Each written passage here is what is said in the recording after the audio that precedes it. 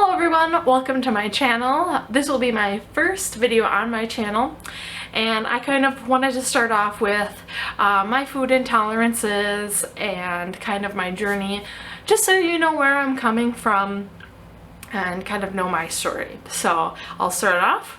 So in about first grade, I started getting some stomach pains, kind of a little discomfort after I ate, but it really wasn't kind of that big of a deal until about fourth grade, when it got very bad, where I would be just sick all the time, and sometimes it would be to the point where I'd be curled up in a ball crying because my stomach hurt so bad and I wouldn't want to eat anything. So my concerned mom, I love her, she decided to take me to the doctor to kind of figure things out. And so a doctor said, well, let's test her for lactose and fructose intolerance.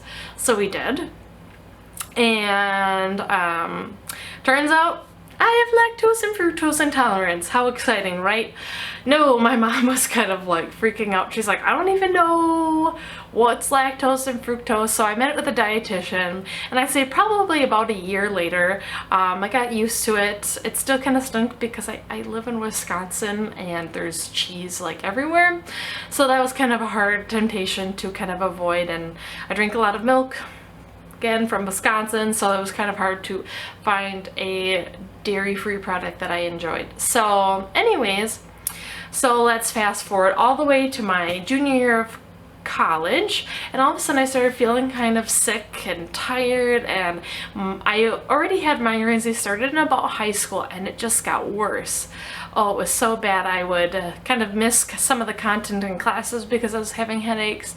I was cranky because I had headaches all the time, and I would get migraines here and there, and so I'd miss some assignments because I'd be in my room for hours because I had like sound triggered and light triggered migraines where I just needed to be in the dark. I couldn't hear anything, like I'd put a pillow over my head. Looked pretty silly, but that's kind of what I had to deal with. So I kind of got to a point where I had no energy at all. I was just so sick, and I talked to my roommate. I said, I don't know what to do. I just feel awful. And she knew somebody with celiac disease, and so she said, well, why don't you try cutting out gluten? Maybe that's it.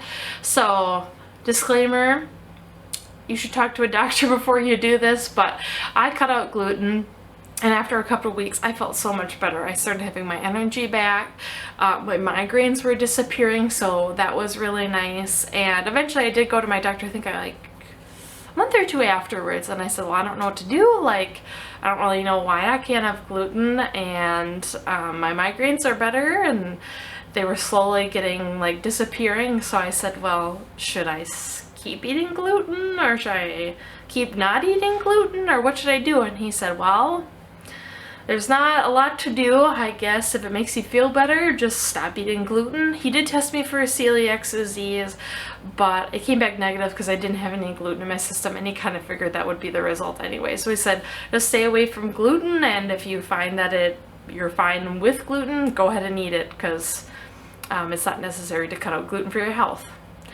So I would say that probably getting used to being gluten-free probably took me a year, and probably a year and a half to kind of get used to dealing with not being able to eat things. I will say that it is still kind of a struggle. I used to work at a bakery in college, so it was kind of hard when we would screw up making donuts and I would want to eat one, but I couldn't eat the screw up donuts, but that's okay. I knew that it would be better for my health, and I'd feel better if I didn't eat it, so I kind of avoided that. But yeah, I would just say, if you've got any food intolerances, to kind of just stay strong. Just remember, you'll feel better if you don't have these foods, and it's just better for your health, and you need to take care of yourself. And if you don't know anybody with food intolerances and you're the only one, I'll be your bud and I will cheer you on, because I know it's really hard, and nobody that I knew at that time was struggling with all of these food intolerances, so I was kind of alone doing it. So that's why I started my channel. So hopefully you'll see plenty more from me. Have a wonderful day. Bye-bye.